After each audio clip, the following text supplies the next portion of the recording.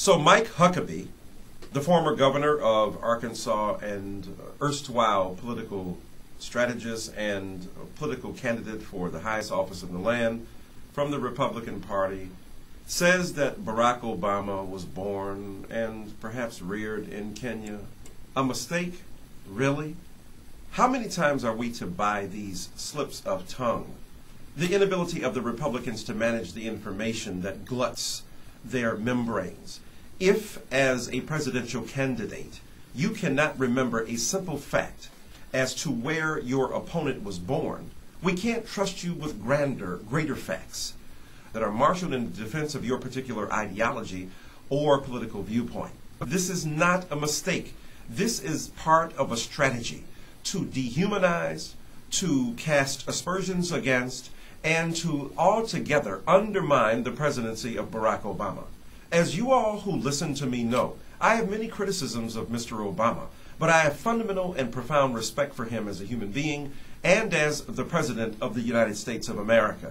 He is a brilliant, gifted, talented man who works hard to make certain that his particular vision of truth is instantiated in American political life.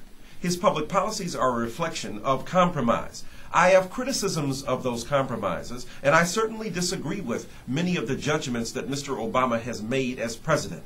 But I firmly stand in place to back him as a human being who should not be subject to the arbitrary whim and caprice of white supremacist logic that is directed at him with lethal intensity, meant only to challenge his very humanity, to increase the already poisoned pool of response to him that's negative, and further, to increase the lethal assaults upon Mr. Obama's life, not physically but rhetorically. But might I add, Mr. Obama, more than any president in history, has received death threats from loonies, from the lunatic fringe, from those who are, if you will, spurred on by the vicious comments of the ilk of Mr. Huckabee. Let's play fair.